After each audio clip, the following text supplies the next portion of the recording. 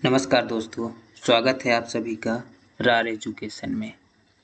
आज हम लोग देखेंगे कोशिका के संरचना के बारे में। इससे पहले हम लोगों ने कोशिका के बारे में देख चुके थे कि कोशिका की खोज किसने की, कोशिका सिद्धांत क्या होता है, इन सब के बारे में इससे पहले वाली वीडियो पे हम लोगों ने बात कर लिया था। आज हम कोशिका की संरचना के बारे में देखेंगे। कोशिका जीव की सबसे छोटी कार्यात्मक एवं संरचनात्मक इकाई होती है। इन सब के बारे में हम लोगों ने पिछली वीडियो में देख लिए थे। तो अब कोशिका जो जीव की सबसे छोटी इकाई है, जैसे हम लोगों ने इससे पहले हम लोगों ने देखा था कोशिका के बारे में कि कोशिका मान लीजिए ये घर है, जैसे घर या मकान। ठीक है, मकान किससे मिलकर बना था ये देखे थे। तो मकान दीवारों से, कमरों से मिलकर बना था। ठीक है ना, कमरों से। कमरे किससे मिलकर बने थे? दीवारों से। ठीक है, दीवार किससे मिलकर बनी थी? ईंटों से। यहाँ तक हम लोगों ने देख लिया। तो मकान की सबसे छोटी जो इकाई थी वो ईंट हो गई थी। और कोशिका के बारे में अगर हम लोग देखें तो जीव या शरीर, जीव या जो शरीर होता है जंतुओं का या पादप का, जो भी है, उनका जो शरीर है, इनकी सबसे छोटी इकाई क्या थी? कोशिका। कोशिका। ठीक है, कोशिका जब दो कोशिकाएं या दो से अधिक कोशिकाएं आपस में मिलती थी तो क्या बनता था? ऊतक। यही जब ऊतक आपस में मिलते थे तो क्या हो जाता था? अंग का निर्माण हो जाता था। और जब अंग आपस में मिलते थे तो शरीर का निर्माण। अब देखते हैं, जैसे मकान के बारे में तो ये चीजें देख लिए, लेकिन ईंटों का जो निर्माण है ये भी किसी वस्तु से या किसी सामग्री से हुआ होगा, है ना। जैसे या तो ईंट में क्या लगा होगा? मिट्टी लगी होगी, या तो फिर क्या हो सकता है, इसमें सीमेंट लगा होगा। इस तरह से कुछ न कुछ आवश्यक चीजें होंगी जिनसे ईंट बनता है। उसी प्रकार से जो कोशिका है इसमें भी कुछ न कुछ चीजें होंगी जिससे ये मिलकर के बनी हुई है। ठीक है, तो इसी जो किससे ये मिलकर के बनी हुई है कोशिका, उसी के बारे में अध्ययन करना ही क्या कहलाता है? कोशिका की संरचना कहलाती है। और आज हम इसी संरचना के बारे में देखेंगे। चलिए तो शुरू करते हैं कोशिका की संरचना के बारे में। कोशिका की संरचना की अगर बात की जाए तो कोशिका के भाग चलिए देखते हैं। कोशिका के भाग, कोशिका के कितने भाग होते हैं? तो सबसे पहले कोशिका के सुरक्षा आवरण, सबसे पहले क्या पाया जाता है? सुरक्षा आवरण होता है इसका भाग। आवरण, प्रोटेक्टेड लेयर इसको बोलते हैं। ठीक है, सुरक्षा आवरण हो गया। दूसरी चीज क्या होती है इसमें? दूसरा चीज होता है जीव द्रव्य। जीव द्रव्य। तीसरी चीज एक और होती है रिक्तिका। रिक्तिका। ठीक है, तीन चीजें कोशिका के भागों में देखें तो सुरक्षा आवरण, जीव द्रव्य और रिक्तिका, इन तीन चीजों के बारे में देखना है। तो अब हम एक एक करके इनको देखेंगे कि क्या होता है सुरक्षा आवरण, क्या होता है जीव द्रव्य, इसके अंतर्गत क्या क्या चीजें होती हैं, सुरक्षा आवरण के अंतर्गत क्या क्या चीजें आएंगी और रिक्तिका के अंतर्गत क्या क्या चीजें आएंगी। सुरक्षा आवरण का मतलब प्रोटेक्टेड लेयर हो गया। तो सुरक्षा आवरण का मतलब ये चीज है, जैसे मान लीजिए आप, ये क्या है? मान लीजिए किला है। ठीक है, किला। किला जानते होंगे, मूवी देखे होंगे। किला के चारों ओर क्या होता है, इस तरह करके उसके चारों ओर कुछ दीवार बना दी जाती है ना। दीवार बनी हुई मिलेगी, फिर इसके अंदर क्या होगा, कुछ सैनिक बैठा दिए जाते हैं किले की सुरक्षा के लिए, है ना। तो ये जो बाहरी आवरण है ये क्या हो गया, यही सुरक्षा आवरण होता है। तो किले की जो बाहरी दीवार होती है इसी को हम क्या बोलेंगे, सुरक्षा आवरण। उसी प्रकार से जो कोशिका होगी, अगर मान लीजिए ये कोशिका है तो इसके चारों ओर कुछ न कुछ क्या होगा, सुरक्षा के लिए जो बनाई गई दीवार है या जो बनी हुई आकृति है उसे क्या बोलते हैं, सुरक्षा आवरण। ठीक है, सुरक्षा आवरण के अंतर्गत क्या क्या चीजें आएंगी उसको देखते हैं। तो कोशिका भित्ति आएगी, ठीक है। सुरक्षा आवरण के अंतर्गत कोशिका भित्ति ये आएगी, ठीक है।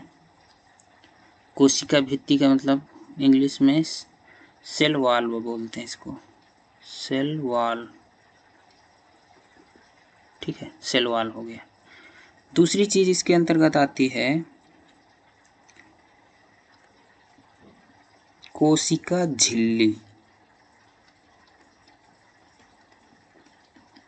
कोशिका झिल्ली,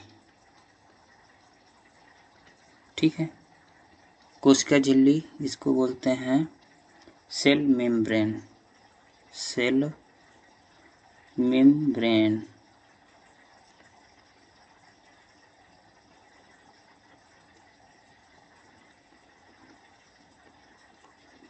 ठीक है।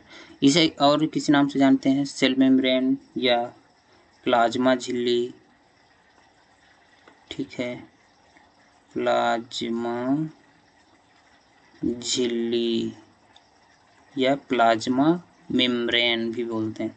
इसके अलावा बायोलॉजिकल और किन नाम से जानते हैं, तो अगला नाम इसका हो जाता है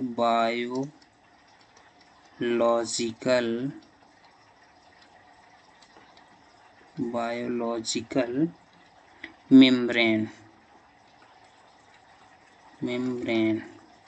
ठीक है। और एक नाम है इसका प्लाज्मा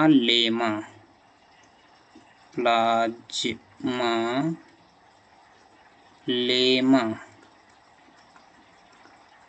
ठीक है।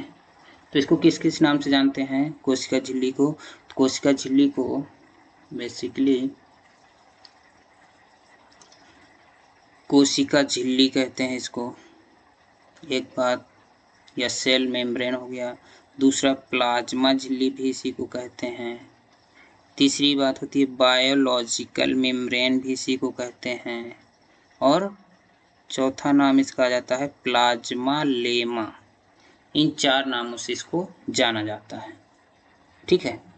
तो ये याद रखना है कि कोशिका झिल्ली या प्लाज्मा झिल्ली या बायोलॉजिकल मेम्ब्रेन या प्लाज्मा लेमा ये सब एक ही नाम होते हैं।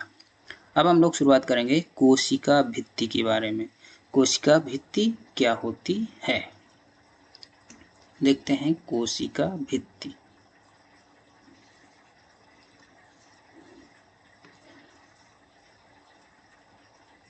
कोशिका भित्ति, ठीक है।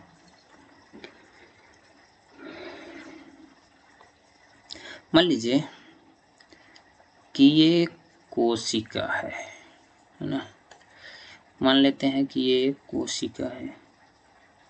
कोशिका का कोई आकार नहीं होता, अलग अलग जीवों में, वनस्पतियों में अलग अलग प्रकार की कोशिकाएं पाई जाती हैं, ठीक है। ये कोशिका हो गई। इसके अंदर एक और मान लीजिए ये हो गई, इसके बाद एक ये लेयर हो गई, ठीक है। ये चीज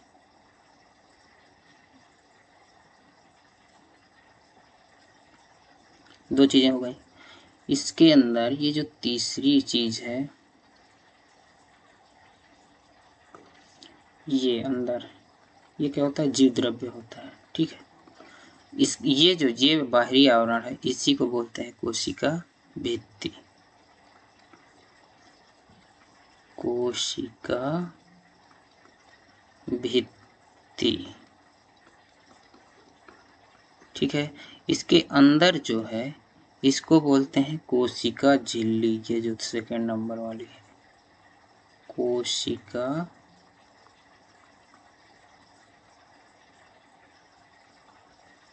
झिल्ली।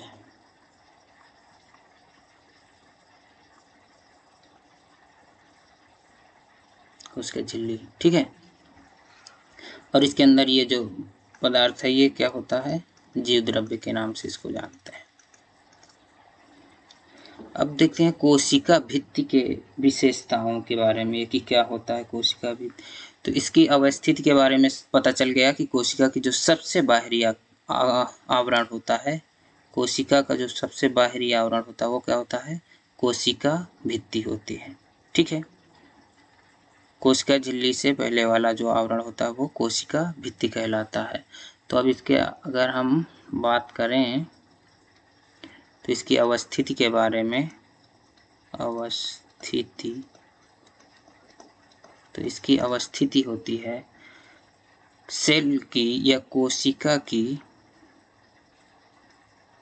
यह कोशिका की,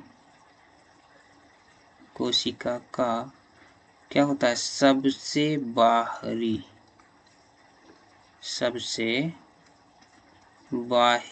आवरण होता है।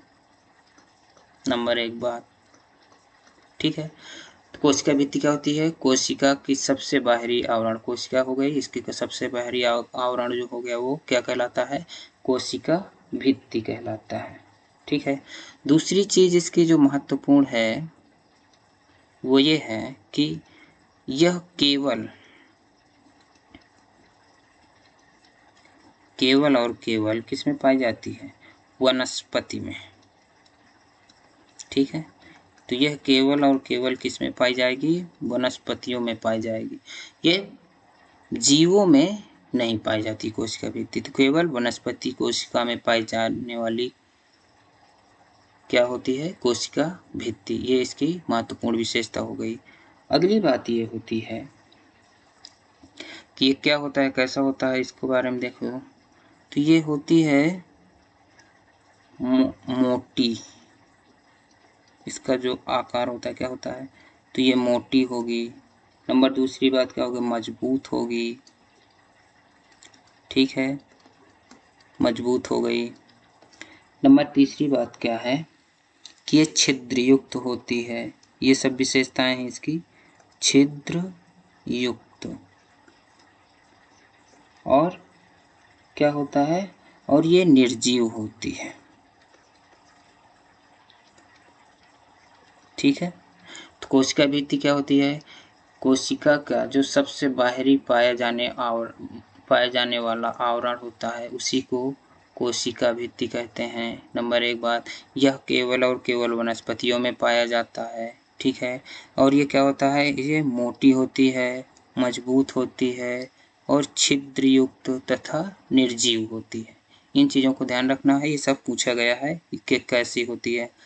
तो कोशिका भित्ति कैसा होता है, मोटा होता है, मजबूत होती है, छिद्रयुक्त होती है और निर्जीव होती है। ये चीज़ें ध्यान रखना है।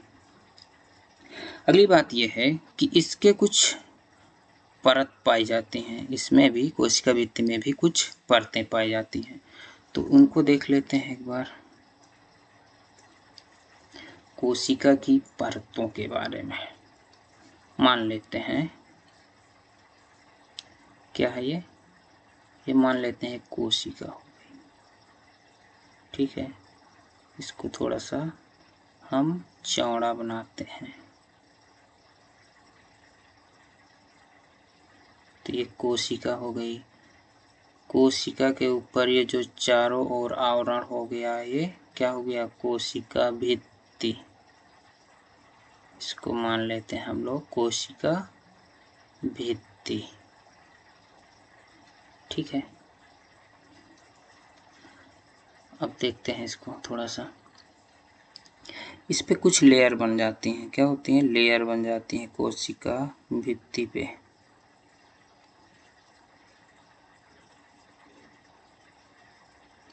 ठीक, तो ये 3 लेयर मान ली बन गई। ये प्राथमिक लेयर हो गई, प्राथमिक परत। ठीक है, ये हो गई आपकी द्वितीयक परत, द्वितीयक परत। ठीक है, परत। और ये जो लास्ट वाली हो गई ये तृतीयक परत इसको बोलते हैं, तृतीयक परत। ठीक है, तो कोशिका के देख लेते हैं थोड़ा सा। कोशिका,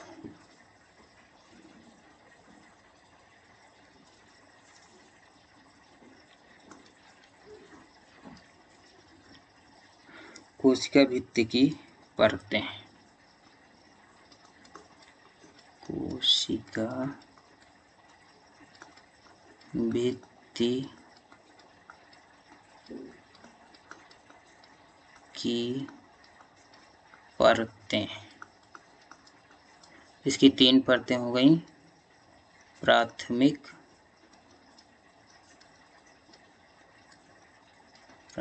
कोशिका भित्ति, द्वितीयक कोशिका भित्ति, द्वितीयक कोशिका भित्ति और तृतीयक कोशिका भित्ति। तृतीयक कोशिका भित्ति। ठीक है, प्राथमिक कोशिका भित्ति की क्या विशेषता होती है वो देखते हैं। तो प्राथमिक जो कोशिका भित्ति होती है, ये जो ये वाली परत हो गई, ये प्राथमिक हो गई। ठीक है, प्राथमिक कोशिका भित्ति की जो प्रमुख विशेषता होती है क्या होती है? ये होती है पतली। ठीक है, पतली होती है, नंबर 1 बात। नंबर दूसरी चीज क्या होती है? ये कोमल होती है। कोमल होती, कोमल का मतलब मुलायम। और कोमल होगी तो क्या होगा? ये लचकदार होती है, लचकदार। और क्या होता है? पारगम्य होती है। ठीक है, अब अगर इसमें देखा जाए तो अभी इससे पहले जो बताया गया था क्या होता है? ये मोटी, मजबूत, छिद्रयुक्त, निर्जीव। लेकिन इसको बताया जा रहा है कि पतली, कोमल, लचकदार। तो इसका मतलब ये है कि जो पूरी कोशिका भित्ति है, ठीक है, ये जो पूरी, अगर यहाँ से यहाँ तक की बात की जाए इसकी पूरे कोशिका भित्ति की, तो ये क्या होती है? ये पूरी हो गई मोटी। ठीक है, मोटी होगी तो मजबूत, छिद्रयुक्त और निर्जीव होती है। तो ये पूरे कोशिका भित्ति की बात हो रही। लेकिन इसमें क्या है? ये इसके परतों के बारे में हम बात कर रहे हैं। तो जो पहली वाली परत है, ये प्राथमिक परत, वो क्या होती है? पतली होती है, कोमल होती है, लचकदार होती है और पारगम्य होती है, प्राथमिक परत। ठीक है, नंबर 1 बात। और ये बनी किससे होती है? तो दूसरी चीज होती है, यह सेल्यूलोज से बनी होती है, सेल्यूलोज। ठीक है, तो इसका निर्माण किससे होता है? सेल्यूलोज से होता है। अब सेल्यूलोज क्या होता है उसको देखते हैं। तो सेल्यूलोज एक प्रकार का कार्बोहाइड्रेट होता है। ठीक है, कार्बोहाइड्रेट।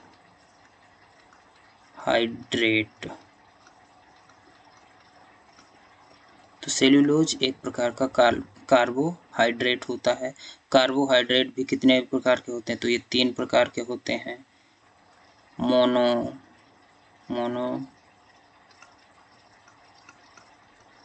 ठीक है, डाइसैकेराइड, पॉलीसैकेराइड।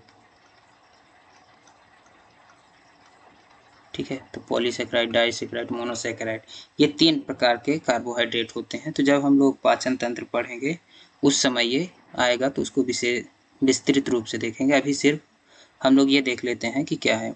तो कार्बोहाइड्रेट क्या होता है? पॉलीसेकेराइड। ये क्या है? ये जो सेल्यूलोज है ये क्या है, किस प्रकार का कार्बोहाइड्रेट है? तो ये पॉलीसेकेराइड। तो पॉलीसेकेराइड कार्बोहाइड्रेट ही सेल्यूलोज होता है, ठीक है।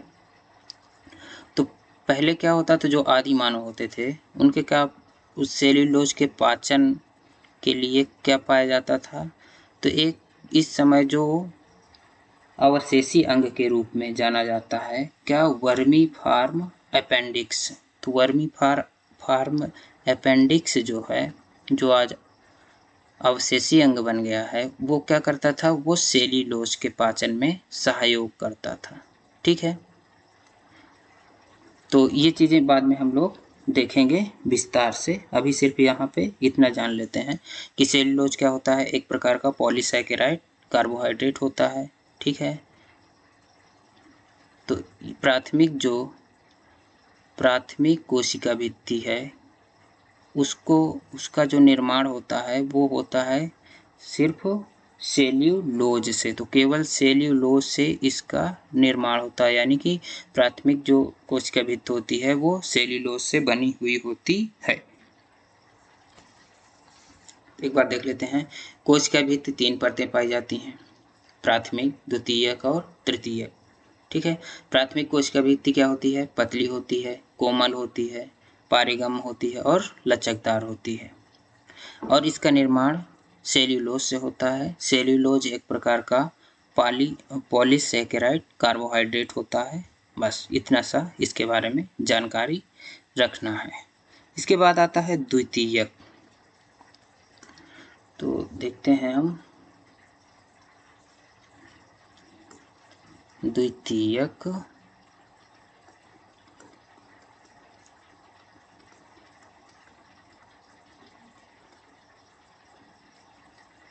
द्वितीयक कोशिका भित्ति, कोशिका भित्ति, ठीक है। द्वितीय कोशिका भित्ति का मतलब हो गया कि ये प्राथमिक कोशिका भित्ति के बाद वाली जो परत होती है वो द्वितीय कोशिका भित्ति कहलाती है, ठीक है। द्वितीय कोशिका भित्ति के बारे में देखें तो क्या होता है, ये मोटी होती है, ठीक है। इसकी जो विशेषता होती है द्वितीयक की, तो द्वितीय कोशिका भित्ति क्या होगी? मोटी होगी। दूसरी बात क्या होगी? परिपक्व होगी। परिपक्व का मतलब क्या होता है? परिपक्व का मतलब होता है ये अपने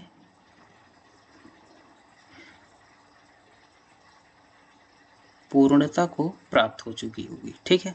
तो परिपक्व हो गया। अगला चीज यही होता है, ये क्या होती है? स्थायी होती है, ठीक। ये चीजें 3 चीजें इसमें देखना है इसकी विशेषता में। तो ये मोटी होती है, परिपक्व होती है और स्थायी होती है। नंबर दूसरी बात क्या होता है कि इसका निर्माण किससे होता है, तो उसको देखते हैं। तो इसका निर्माण होता है सेल्यूलोज, ठीक है, सेल्यूलोज। दूसरी चीज क्या होती है? तो दूसरी चीज होती है पेक्टिन, ठीक है, पेक्टिन, पेक्टिन हो गया। तीसरी चीज क्या होती है? तो इसमें एक लिग्निन होता है, लिग्निन, ठीक है। तो इनसे मिलकर के ये बना होता है। किससे किससे मिलकर के बनी होती है? द्वितीय कोशिका भित्ति। ये महत्वपूर्ण है और ये भी पूछा गया है। तो इसके बारे में देखें तो ये कोशिका भित्ति क्या होती है? मोटी होती है, परिपक्व होती है, स्थायी होती है। इसका निर्माण द्वितीय कोशिका भित्ति सेल्यूलोज, पेक्टिन और लिग्निन से मिलकर के बनी हुई होती है, ठीक है। तो ये चीजें इसके बारे में याद रखना है द्वितीय कोशिका भित्ति के बारे में। इसके बाद आता है, हाँ यहीं पे एक चीज और देख लेते हैं कि कुछ जो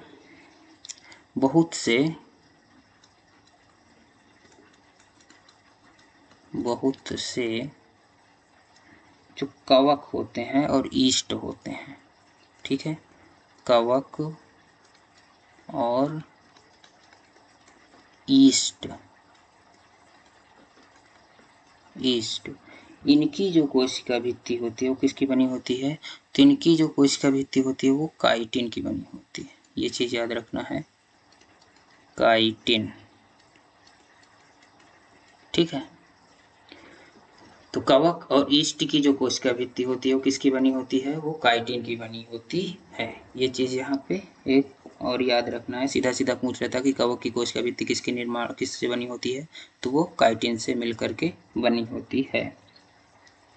तीसरी चीज आ गई अब द्वितीयक के बाद तृतीयक कोशिका भित्ति। इसके बारे में देखते हैं, तृतीयक कोशिका भित्ति क्या होती है। तृतीयक कोशिका भित्ति, ठीक है, तृतीयक कोशिका भित्ति। तो द्वितीयक कोशिका भित्ति के बाद की जो संरचना होती है उसे क्या कहते हैं? तृतीयक कोशिका भित्ति। तृतीयक कोशिका भित्ति के बारे में क्या क्या चीजें जानना जरूरी है? तो ये क्या होता है? ये अनावृत्ति पौधों के, किसमें? अनावृत्त। इसके बाद जब पादप पढ़ेंगे तो वहाँ पे आवृत्ति बीजी और अनावृत्ति बीजी के बारे में हम लोग देखेंगे। अभी सिर्फ इतना ही जानेंगे, इसके बाद फिर विस्तार से पढ़ेंगे। तो अनावृत्त बीजी, ठीक है। तो अनावृत्ति बीजी पौधों के जाइलम, किसमें? जाइलम और फ्लोएम, ये दो चीजें होती हैं। इनको भी हम आगे विस्तार से देखेंगे, अभी सिर्फ इतना ही देखते हैं। वाहिनिकाओं, जाइलम वाहिनिकाओं,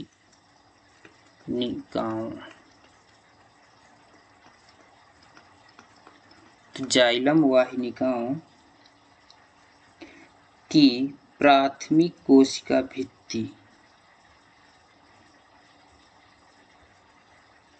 नहीं, द्वितीयक कोशिका भित्ति, ठीक है। वाहिनिकाओं में अनावृत्त बीजी पौधों के जाइलम वाहिनिकाओं में क्या होता है? ये द्वितीयक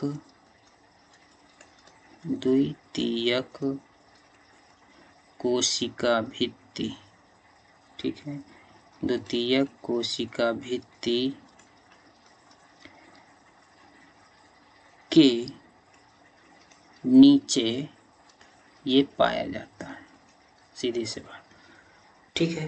तो क्या होता है? अनावृत्ति पौधों के जो जाइलम वाहिनिकाएं होती हैं उसमें द्वितीयक कोशिका भित्ति के नीचे इसका निर्माण होता है या पाया जाता है, तृतीयक कोशिका भित्ति, ठीक है, जैसा कि अभी ग्राफ में हम लोग देखे थे। इसके बाद क्या चीज होती है इसमें महत्वपूर्ण? इसका निर्माण किससे होता है? तो इसका निर्माण जो होता है जाइलन, ठीक है, जाइलम नहीं है, ठीक है। यहाँ पे जाइलम आया है, ये जाइलन है, तो इसका निर्माण होता है जाइलन से। तो किसका बना होता है तृतीय कोशिका भित्ति? तो तृतीय कोशिका भित्ति जाइलन की बनी होती है। तृतीय कोशिका भित्ति के बारे में देखें फिर से। अनावृत्त बीजी पौधों के जाइलम वाहिनिकाओं में द्वितीय कोशिका भित्ति के नीचे यह पाई जाती है, तृतीय कोशिका भित्ति, ठीक है। और ये किससे बना होता है? ये जाइलन, जाइलम नहीं, जाइलन से इसका निर्माण होता है। तृतीय कोशिका भित्ति का निर्माण जाइलन से होता है, तो इस चीज को ध्यान रखेंगे। इसके बाद एक चीज और होती है, यहीं पे देखेंगे इसमें, ये जो तृतीय कोशिका भित्ति के बाद एक चीज और पाई जाती है, उसका नाम क्या है? उसका नाम है, यहाँ पे देख लेते हैं, मध्य पटल।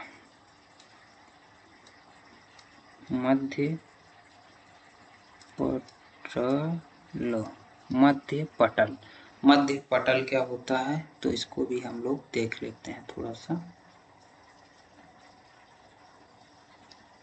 इसी में देख लीजिए तो मध्य पटल।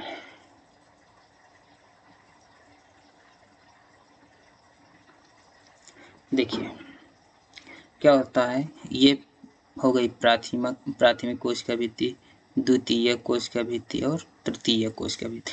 इन दो के बीच में प्राथमिक कोशिका भित्ति और द्वितीय कोशिका भित्ति के बीच में ये जो पाया जाता है उसी को बोलते हैं क्या, मध्य पटल।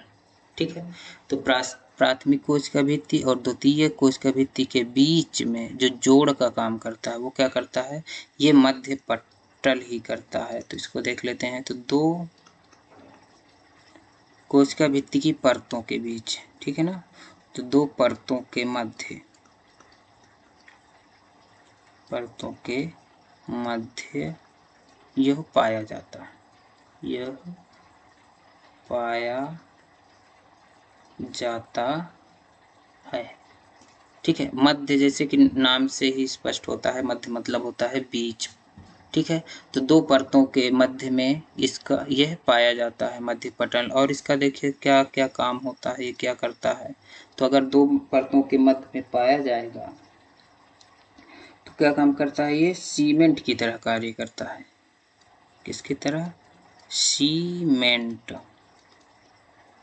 सीमेंट का काम क्या होता है, सीमेंट का काम होता है एक ईंट से दूसरे ईंट को, एक ईंट मान लीजिए ऐसा है और ये दूसरी ईंट दीवार पे, तो क्या करता है, ये बीच में इसको लगा करके इसको जोड़ दिया जाता है दोनों को, है ना। तो उसी तरह ये सीमेंट की तरह काम करता है, सीमेंट की तरह कार्य करता है। ठीक है, तो सीमेंट की तरह कार्य करता है। सीमेंट तरह कार्य करता है मतलब कि ये प्राथमिक और द्वितीयक, अगर मान लीजिए इसके बीच की बात की जाए तो प्राथमिक और द्वितीयक परतों को जोड़ने का काम करता है। तो ये चीज़ याद रखना है कि मध्य पटल क्या होता है, दो परतों के बीच में पाया जाता है और यह इन दो परतों को जोड़ने का काम करता है, जो कि सीमेंट की तरह इसका काम होता है। अब इसका निर्माण किससे होता है, ये महत्वपूर्ण है, इसको याद रखेंगे परीक्षा की दृष्टि से, और ये पूछा भी गया है। तो इसका निर्माण जो हुआ है, तो इसका निर्माण हुआ है कैल्शियम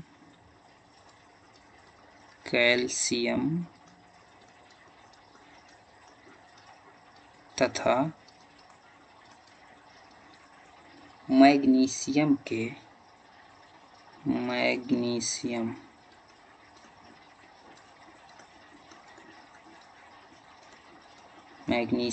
के पेक्टेट्स से,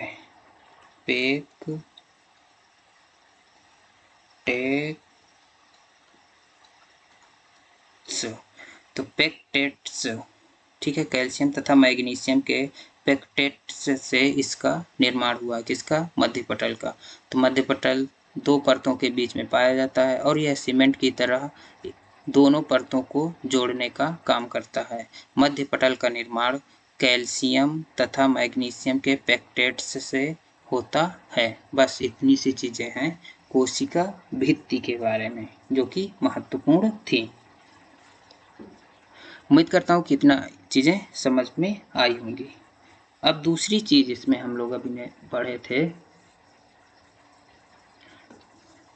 सुरक्षा आवरण में कोशिका भित्ति हो गया और दूसरी चीज हो गई कोशिका झिल्ली। तो अब हम लोग देखेंगे कोशिका झिल्ली के बारे में।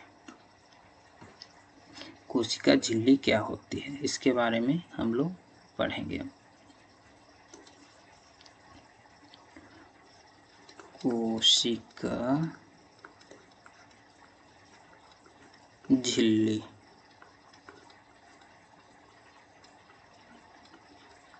ठीक है, सेल मेम्ब्रेन। कोशिका झिल्ली के बारे में जो महत्वपूर्ण चीज़ है, तो हम लोगों ने देखा था यहाँ पे क्या होता है, ये है कोशिका झिल्ली। ठीक है, ये पूरी कोशिका हो गई। कोशिका के बाहर ये सबसे बाहरी आवरण क्या हो गया, कोशिका भित्ति हो गई। ये जो दूसरे नंबर का आवरण इसमें दिख रहा है ये क्या हो गया, कोशिका झिल्ली। हाँ, इसमें देखिए जंतु और पादप ये दोनों कोशिकाओं के बारे में हम लोग बात करते हुए चल रहे हैं एक साथ। तो जहाँ पे जंतु की बात होगी तो जैसे ये बाहर वाली हो गई केवल किसमें पाई जाती है, वनस्पतियों में पाई जाती है। तो ये वनस्पति कोशिका की सिर्फ वनस्पति में पाई जाती है, जंतुओं में नहीं पाई जाती। तो इनमें अंतर हम देख सकते हैं। ठीक है, कि कोशिका भित्ति में क्या अंतर हो गया कि ये जंतु में नहीं पाई जाती, सिर्फ और सिर्फ वनस्पतियों में पाई जाती है। अब देखते हैं कोशिका झिल्ली, तो ये दूसरे नंबर का आवरण हो गया, ठीक है। इसमें किसमें? वनस्पति कोशिका में। फिर इसके बाद हम लोग जंतु और वनस्पति पादप कोशिकाओं के बारे में अलग अलग अध्ययन करेंगे, तो उस समय ज़्यादा अच्छे से समझ में आएगा। अभी सिर्फ हम लोग देखेंगे कि जंतु, ये अलग अलग कोशिकाओं के बारे में एक साथ, जंतु और पादप, ठीक है। तो ये दूसरे नंबर की जो कोशिका है इसको क्या बोलते हैं? कोशिका झिल्ली। तो अब इसके विशेषताओं के बारे में हम लोग देखते हैं क्या क्या चीज़ें इसमें हैं। तो इसमें पहली बात है क्या कि यह जंतु कोशिका के, ये क्या होता है? जंतु और पादप दोनों में पाई जाती है। सबसे पहली बात तो ये देख लेते हैं, जंतु और पादप दोनों में पाई जाती है, दोनों में पाई जाती है। सबसे पहली बात तो ये। अब चूंकि ये जंतु और पादप दोनों में पाई जाती है, तो अगर हम ये कहें कि ये जंतुओं में किस नंबर की होगी, तो जंतुओं में ये कोशिका झिल्ली जो है ये कोशिका की पहली परत होती है, पहली परत। क्यों? क्योंकि जो अभी हम लोगों ने देखा था कोशिका भित्ति, वो जंतुओं में नहीं पाई जाती। तो जब जंतुओं में वो कोशिका भित्ति नहीं पाई जाती, तो इसका मतलब कोशिका झिल्ली ही जंतुओं के लिए ये क्या हो गई? पहली परत हो गई, जबकि पादप के लिए ये क्या है? दूसरी नंबर की परत होती है, ठीक है, दूसरे नंबर की परत होती है। क्यों? क्योंकि उसमें एक तो कोशिका भित्त पाई जाती है, कोशिका भित्ति के बाद में कोशिका झिल्ली होती है। तो पादप में पहले ही कोशिका भित्ति पाई जाती है, जबकि जंतुओं में कोशिका भित्ति नहीं पाई जाती थी। इसलिए कोशिका झिल्ली जंतु कोशिका में पहले नंबर का आवरण हो गया और पादप में यह दूसरे नंबर का आवरण हो गया, ठीक है। ये बात समझ में आ जानी चाहिए। दूसरी चीज क्या हुई, इसका जो निर्माण होता है उसके बारे में देख लेते हैं कि इसका निर्माण किससे होता है। तो इसका निर्माण, जो कोशिका झिल्ली का निर्माण होता है, ये वसा या लिपिड बोलते हैं इसको, लिपिड, ठीक है। तो वसा या लिपिड और किससे होता है? तो प्रोटीन, ठीक है। तो इसमें इसका निर्माण, कोशिका झिल्ली का निर्माण वसा और प्रोटीन से होता है। ये चीज़ें याद रखना है कि कोशिका झिल्ली के निर्माण में कौन सहायक होता है? वसा और प्रोटीन इसके निर्माण में सहायक होते हैं। अगली बात क्या है? अगली चीज़ यह होती है कि यह जीवित संरचना होती है, ठीक है, जीवित। इससे पहले हम लोगों ने कोशिका भित्ति देखे थे, वो क्या थी? निर्जीव कोशिका थी, और ये क्या है? जीवित है, ठीक है। तो ये जीवित परत होती है, कोशिका झिल्ली क्या होती है? जीवित होती है, जीवित आवरण होता है, नंबर एक बात। दूसरी चीज, अगली बात ये है कि यह चयनात्मक पारगम्य होती है। क्या होती है? चयनात्मक पारगम्य। इसका क्या मतलब हुआ? चयनात्मक पारगम्य का क्या मतलब है? तो चयनात्मक का मतलब होता है चयन करना। चयन करने का मतलब कि निर्धारित करना, ठीक है। तो किसका निर्धारण ये करता है?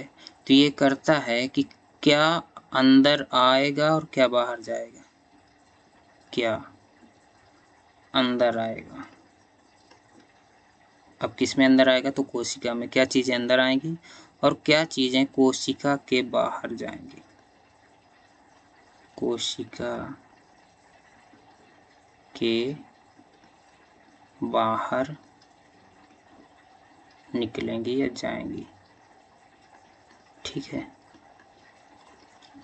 तो चयनात्मक पारगम्य का मतलब हो गया कि ये क्या काम करता है कि क्या चीजें हैं जो कि कोशिका, मान लीजिए ये कोशिका है, ठीक है, अगर ये कोशिका है तो अब इसमें अगर हम देखें तो कोशिका में कुछ चीज़ें अंदर आएंगी, प्रवेश करेंगी, और क्या चीज़ें हैं जो कि कोशिका के बाहर निकलेंगी। ठीक, तो ये जो चयनात्मक पारीगम हो गया, तो ये हो गया कोशिका के अंदर कौन कौन सी चीज़ें आएंगी और कौन कौन सी चीज़ें इससे बाहर निकल पाएंगी। तो ये एक प्रकार से क्या हो गया, द्वारपाल का काम हो गया। ठीक है, द्वारपाल जो होता है वो क्या करता है, वो ये निर्धारित करता है कि किसको हमें, ये द्वार पे खड़े रहेगा। मान लीजिए ये क्या है, एक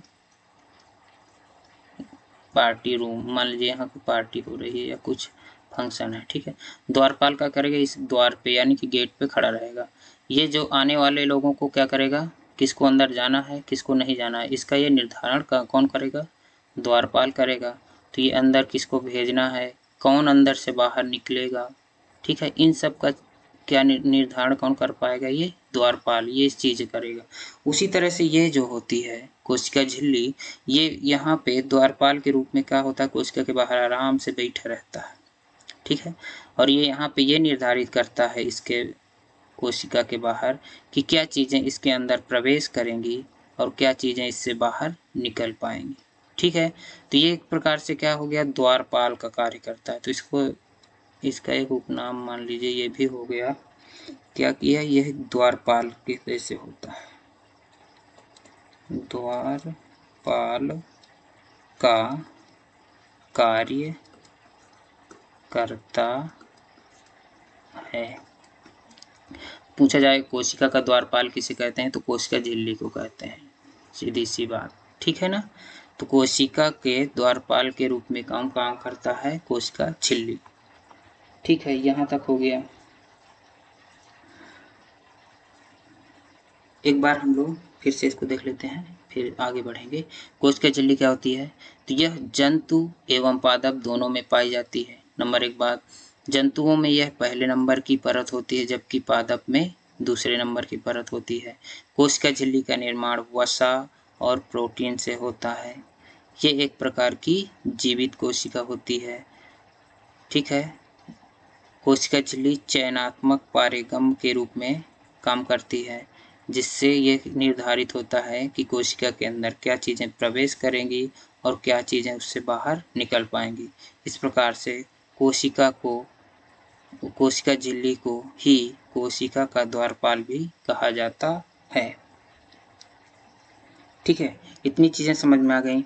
अब हम लोग जो देखे थे यहाँ पे, ठीक है, कोशिका के बारे में,